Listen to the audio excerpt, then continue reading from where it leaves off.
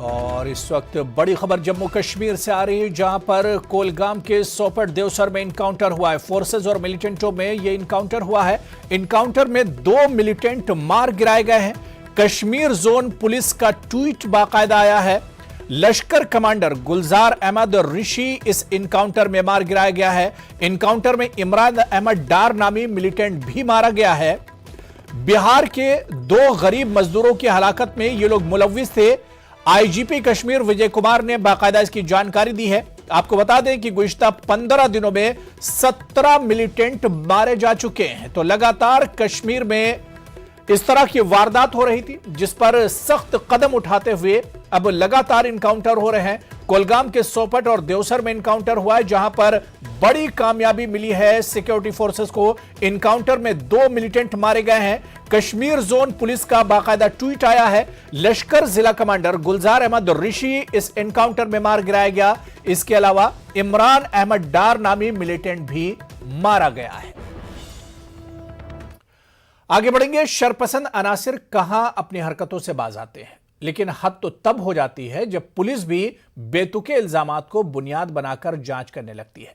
शरपसंदों की जानिब से कानपुर में हिंदू मुस्लिम हम आहंगी को फिरकावाराना रंग देने की कोशिश की जा रही है। इस मर्तबा एक दुकान के बिल को बुनियाद बनाया गया है। यहां एक दुकानदार ने अपनी कारोबारी इनवॉइस पर्ची पर अंग्रेजी में इस्लाम द ओनली सॉल्यूशन लिखा है, जिसका तर्जुमा इस्लाम वाहिद हल होता है। यह पर्ची सोशल मीडिया पर वायरल होने के बाद पुलिस मुतहर्रिक हो गई। पुलिस ने दुकानदार को हिरासत में ले लिया। दुकानदार से पूछताछ की गई। बाद में मामले की तहकीकात की जा रही है। दुकानदार पर बिल पर्ची पर जिहादी जबान इस्तेमाल करने का इल्जाम लगाया जा रहा है।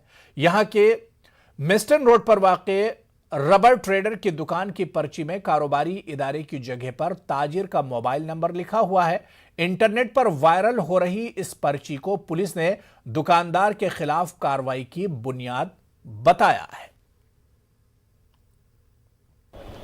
देखिए, एक सोशल मीडिया के थ्रू एक इस प्रकार की चीज़ हमारे पुलिस के संज्ञान में आई है कि एक दुकानदार जो इधर मेस्टन रोड पे है, उसके जो इनवॉइस है, जो बिल होता है, उस पर ये वर्ड्स लिखे हुए थे। इसका हम लोगों ने संज्ञान में लिया है, इसका पूरे प्रकरण को, और उस व्यक्ति की पहचान भी हो गई है और उसको तलब किया गया है, उससे बातचीत की जा रही है, उससे पूछताछ की जा रही है। और पूछताछ के उपरांत और जो भी इसमें विधिक कार्रवाई होगी, जो भी लीगल एक्शन होगा, उसको किया जाएगा। अभी हम लोगों ने उसको तलब किया है, उसकी जानकारी कर ली गई है और उससे डिटेल में पूछताछ कर रहे हैं कि क्या किस वजह से है और मतलब क्या रीज़न था उसका, और जो भी इसमें लीगल एक्शन होगा उसको किया जाएगा। क्या लिखा भाषा उसकी? मध्य प्रदेश में ईद मिलादुन्नबी सल्लल्लाहु अलैहि वसल्लम के मौके पर निकाले गए जुलूस के दौरान बड़वानी, जबलपुर और धार में हुए तशद्दुद को लेकर वज़ीर दाखिला डॉक्टर नरोत्तम मिश्रा ने शरपसंद अनासिर के खिलाफ सख्त कार्रवाई करने के अहकाम जारी किए हैं। धार, बड़वानी और जबलपुर में हुए तशद्दुद को लेकर पुलिस ने अपनी कार्रवाई शुरू कर दी है। जबलपुर, धार में हुए तशद्दुद को लेकर पुलिस के जरिए गिरफ्तारी भी शुरू कर दी गई है। स्थिति वर्तमान में पूरी तरह से नियंत्रण में है। धार में भी, जबलपुर में भी, बड़वानी में भी।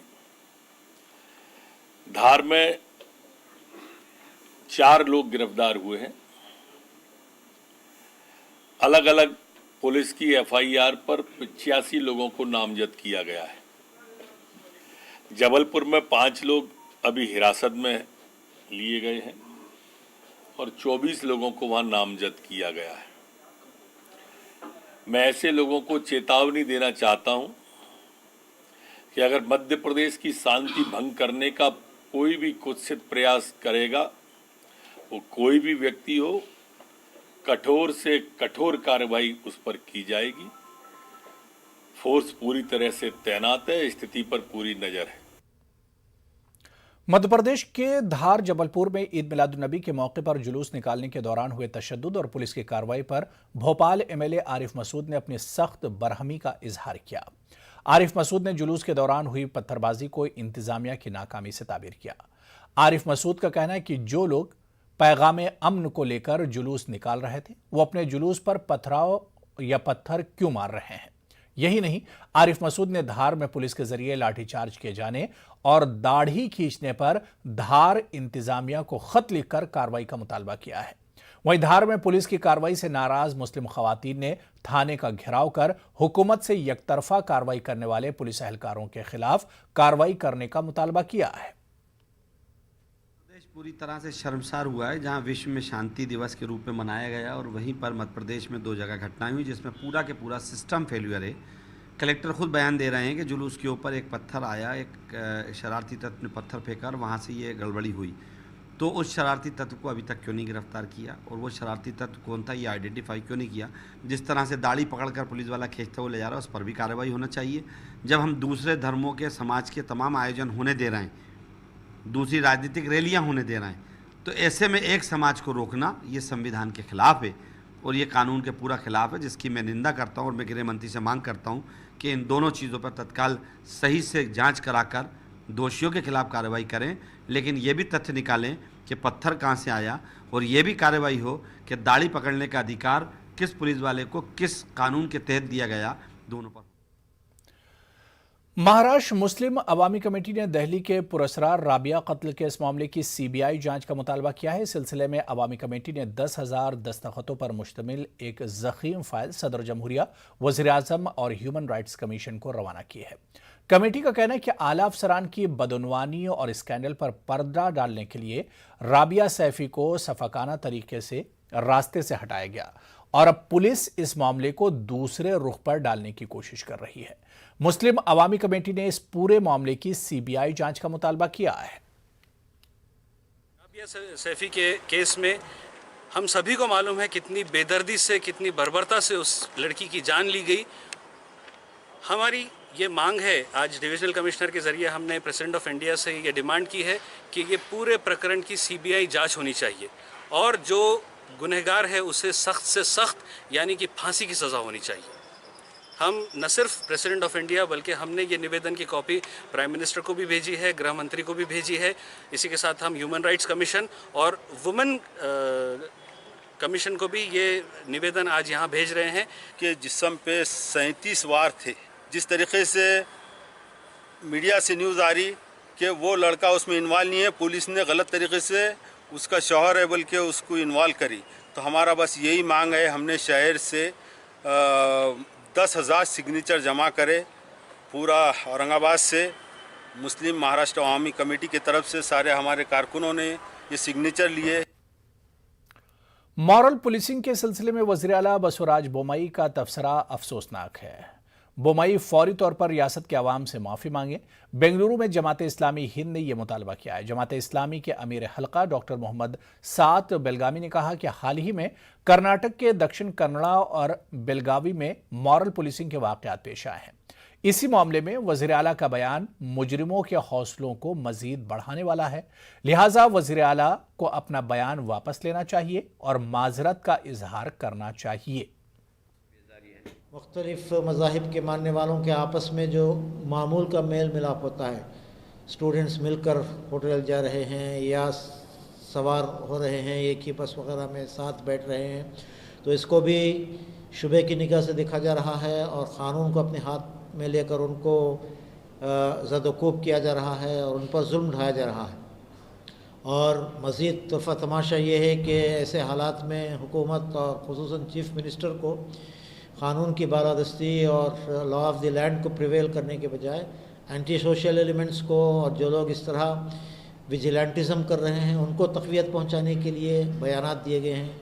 चीफ़ मिनिस्टर का ये कहना कि एक्शन रिएक्शन है और लोगों के इमोशंस का लिहाज रखा जाना चाहिए, ये इनके हौसलों को मज़ीद बुलंद करने का बाइस बन रहा है।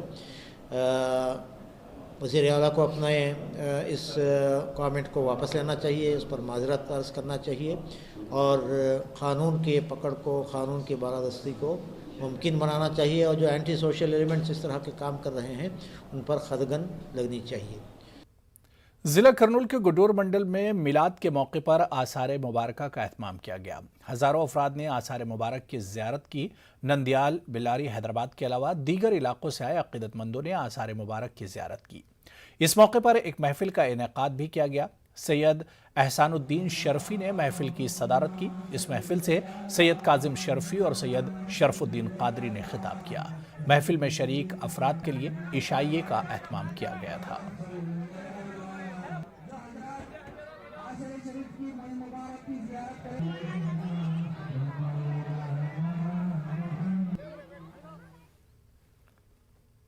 चलिए यहां पर रुकेंगे फिलहाल छोटे से ब्रेक के लिए।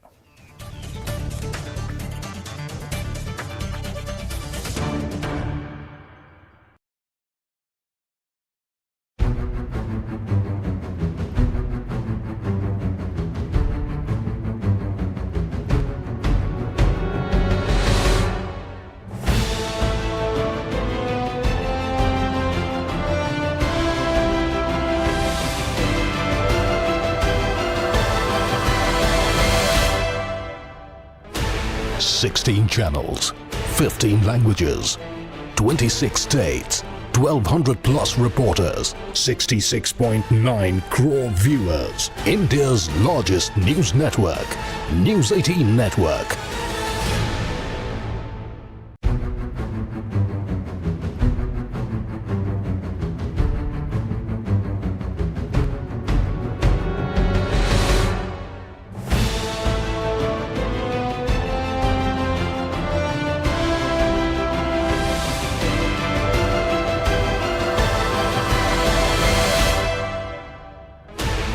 Sixteen channels, 15 languages, 26 states, 1,200 plus reporters, 66.9 crore viewers. India's largest news network, News 18 Network.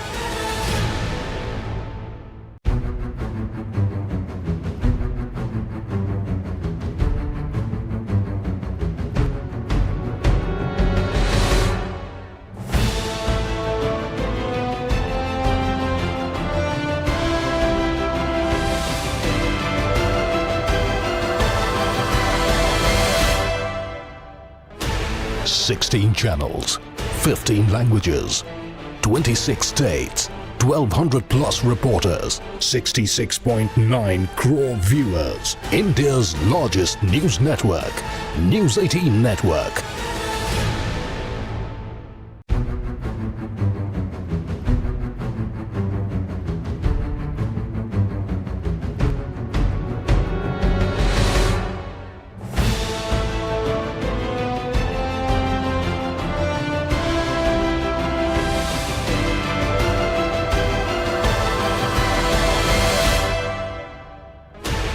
Sixteen channels, 15 languages, 26 states, 1,200 plus reporters, 66.9 crore viewers. India's largest news network, News 18 Network.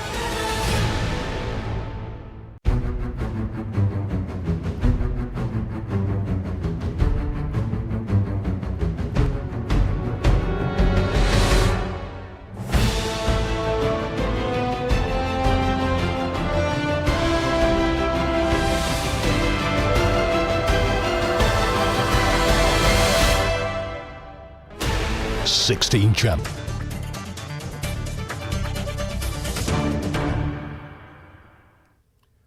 अक़लियती उमूर के मरकजी वजीर मुख्तार अब्बास नकवी ने उत्तराखंड से मुत्तसिल उत्तर प्रदेश के सैलाब मुतासरा इलाकों का दौरा किया। उन्होंने रिलीफ कैंप का भी दौरा किया और मुतासरा लोगों में इमदादी अशिया तकसीम की।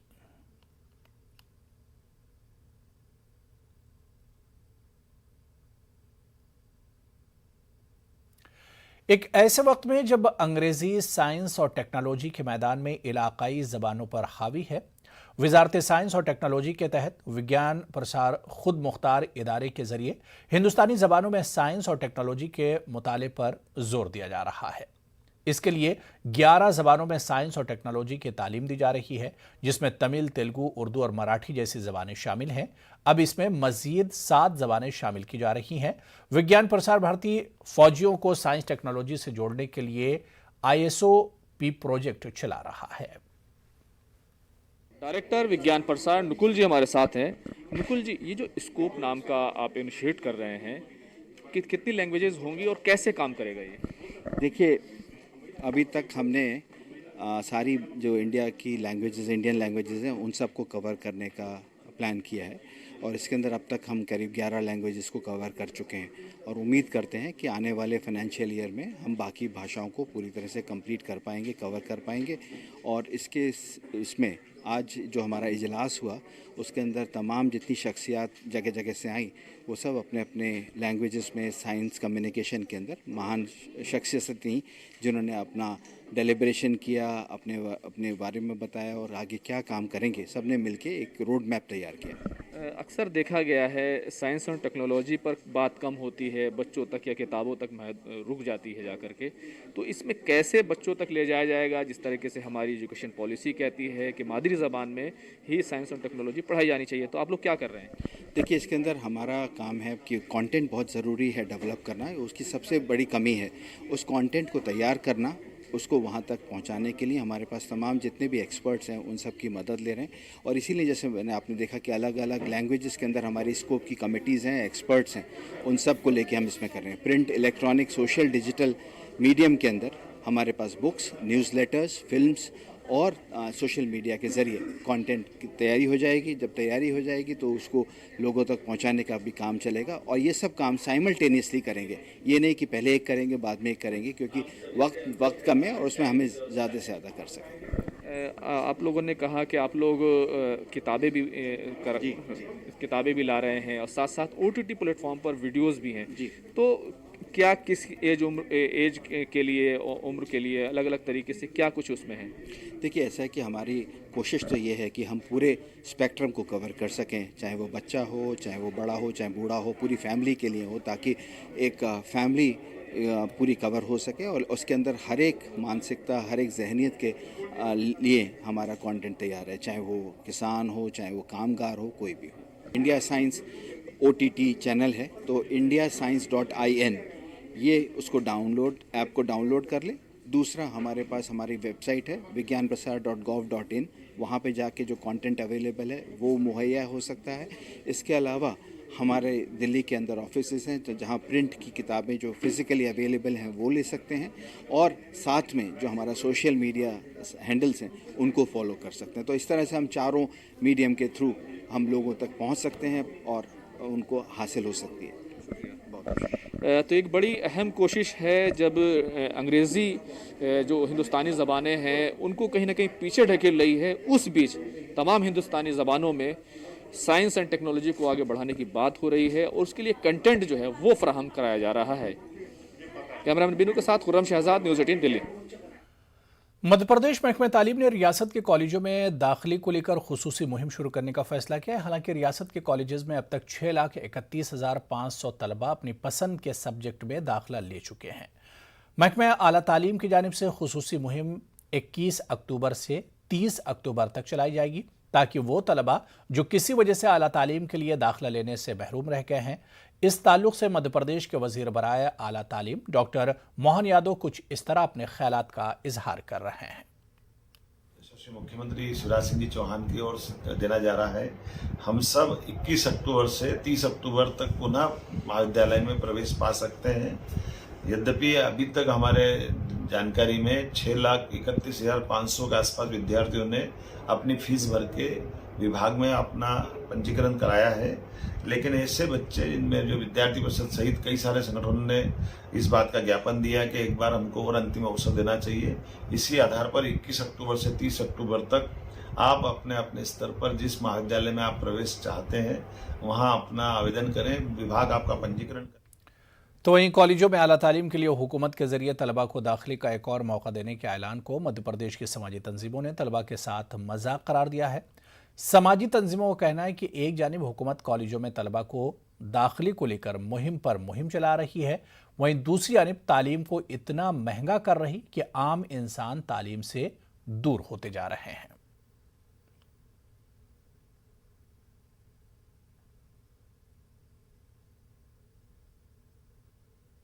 मध्य प्रदेश सरकार ने मध्य प्रदेश में दाखिले को लेकर स्पेशल मुहिम शुरू की है। 21 से 30 सितंबर तक कॉलेजों में दाखिले वो बच्चे जो महरूम रह गए हैं उनको लेकर चलाई जाएगी। लेकिन इसको लेकर बहुत सारे सवाल उठ रहे हैं। सवाल इस बात को लेकर उठ रहा है कि हुकूमत की जो पॉलिसी है क्या ये पैसा कमाने की है या हुकूमत अगर इतना ही जो एजुकेशन को लेकर फिक्रमंद है तो कॉलेजों में जो सीट वैकेंट है, जहाँ पर कम असातिज़ा की कमी है, उनका अपॉइंटमेंट क्यों नहीं किया था। और फिर जो स्टूडेंट पढ़ना चाहते हैं उनकी बस के किराए की जो उसका पास की जो फीस है उसको कई गुना बढ़ा दिया गया। इस पर बातचीत करने के लिए हमारे साथ अलग अलग संगठनों के साथ छात्र भी मौजूद। उनसे जानते हैं फरहान साहब जो है किस तरह से देखते हैं, क्योंकि पहले जहाँ पे 320 रुपये का पास होता था वो 850 का हो गया। देखिए कि पढ़ाई के साथ साथ ये दीगर खर्चे भी होते हैं। अगर कोई बच्चा स्टूडेंट अगर स्कूल जा रहा है, कॉलेज जा रहा है, तो ये खर्चे भी उससे लगे हुए हैं। कोरोना काल से पहले ये 320 रुपये का पास था। अब जब ये कोरोना काल ख़त्म हुआ, बसें चालू हुई, तो ये 850 का कर दिया गया। तो सरकार को अगर चिंता है तो राहत देना। इतनी परेशानियों में कैसे पढ़ाई करेंगे बच्चे, कैसे जाएंगे, पढ़ाई कैसे करें। नाज़रीन, जैसा कि आप जानते हैं कि न्यूज़ 18 उर्दू अपनी मुहिम औरतों का हक कोई शक के जरिए मुल्क के मुख्तलिफ शोबे हयात में कारहाय नुमाया अंजाम देने वाली खवातीन से मुलाकात कर इनकी राय जानने की कोशिश कर रहा है, ताकि कामयाब खवातीन के तजुर्बात से ये अंदाज़ा लगाया जा सके कि मौजूदा वक्त में खवातीन की फलाह के लिए किस हद तक काम करने की ज़रूरत है। इसीलिए आज न्यूज़ 18 उर्दू की टीम ने मध्य प्रदेश होम्योपैथी काउंसिल की पहली खातून रजिस्ट्रार डॉक्टर आयशा अली से मुलाकात की। तो नाज़रीन, आप ये मुलाकात देखिए और मुझे दीजिए इजाज़त। आदाब। वजूद ज़न से है कायम कायनात में रंग। बात सभी लोग करते हैं, लेकिन औरतों के हुकूक की जब बात होती है तो लोग इसका हक नहीं देते हैं। हालांकि मुल्क में आज़ादी के बाद एक नई फ़ज़ा आई है, औरतों को उनका हक मिल रहा है। अब किसी को औरतों की कामयाबी पर, उनकी काबिलियत पर, उनकी लियाकत पर कोई शक नहीं है। हमारे साथ जब बातचीत करने के लिए डॉक्टर आयशा साहिबा मौजूद है। आयशा अली साहिबा, मैं आपको बता दूं, मध्य प्रदेश होम्योपैथी काउंसिल की पहली खातून है जो इतने बड़े ओहदे पर पहुंची। आइए उनसे बात करते हैं कि औरतों की तरक्की पे कोई शक है आपका? बिल्कुल, मुझे कोई भी शक नहीं है, क्योंकि औरतें आज इतनी आगे बढ़ चुकी हैं। हज़ारों औरतें IAS बनी हुई हैं, हज़ारों औरतें IPS बनी हुई हैं, हज़ारों औरतें डॉक्टर्स बनी हुई हैं। गांव-गांव में बच्चियां पढ़ रही हैं। जहां एजुकेशन है वहां पर लड़कियां और एजुकेशन के लिए भी अब लड़कियां बहुत आगे आ रही हैं। आपने देखा होगा जितने भी रिजल्ट आते हैं नीट्स के या IIT के या किसी भी चीज़ के, हर उसमें टॉप कौन आती है? लेडीज। अब क्या करते हैं कि लड़कों को ज़्यादा अहमियत देते हैं, लड़कियों को कम अहमियत देते हैं। उसका एक रीज़न ये है कि सोचते हैं कि लड़कियों को तो दूसरे घर जाना है। लेकिन लड़कियों को अगर आप पढ़ाएंगे, अगर उनके दीनी और दुनिया की जो तालीम देंगे आप, तो उससे दुनिया में लड़कियां ज़्यादा नाम कमाती हैं लड़कों से ज़्यादा। को जब भी मौका मिला है तो ज़मीन से आसमान तक उसने अपनी कामयाबी की तारीख को रकम किया। जब आपने कद जब पैदा हुई तो बड़ी हुई होश संभाला, तो क्या आपको उम्मीद थी कि आप जो है मध्य प्रदेश होम्योपैथी काउंसिल की पहली खातून रजिस्ट्रार बन जाएंगी? ये मकाम कैसे मंजिल हासिल की? ये मुकाम मेरे माँ बाप ने मेरे को पढ़ाना, मेरी माँ ने, मेरे डैडी ने, उन्होंने बोला कि नहीं बेटा और पढ़ना है। जब मैंने शुरू में जो पढ़ा के मुझे एक ऐसे मुकाम तक पहुंचा दिया, जैसे कि मैं मध्य प्रदेश की फर्स्ट खातून रजिस्ट्रार हूं, और मध्य प्रदेश की नहीं, ऑल इंडिया के जो कोई भी रजिस्ट्रार लेडी रजिस्ट्रार नहीं है। तो मुझे बेहद खुशी है कि मेरे माँ बाप ने मुझे सही एजुकेशन करके आज इस मुकाम तक पहुँचाया। और मैं चाहती हूँ कि सभी जितने भी माँ बाप हैं वो अपनी बच्चियों के तालीम पे ज़्यादा जोर दें। तो अर्धांगिनी का मतलब ये है कि एक जिस्म का हिस्सा, तो अगर एक जिस्म का हिस्सा हमारा स्ट्रांग होगा और वो भी हमारे साथ बराबर कंधे से कंधा लग के जो कमाएंगे, तो हमारा घर में बच्चों की सही एजुकेशन दे पाएंगे और हम बच्चों को आगे बढ़ा पाएंगे, बच्चियों को आगे बढ़ा पाएंगे। जब ऊपर वाले ने उसकी तख्लीक में कोई फ़र्क नहीं रखा है। हम कुरान की बात करते हैं, कुरान में औरतों को बहुत सारे हुकूक दिए गए हैं, लेकिन समाज अगर हक नहीं दे रहा है तो इसमें औरत क्या कर सकती है? औरत को तभी उसका मकाम मिलेगा जब समाज उसका हक देगा, और जब समाज ने उसका हक दिया है तो औरत ने अपनी काबिलियत से, अपनी लियाकत से बता दिया है कि वो मर्दों से किसी भी दर्जे कमतर नहीं है। कैमरामैन मोहसिन खान के साथ मैं ताब आलम, न्यूज़ 18 उर्दू, भोपाल।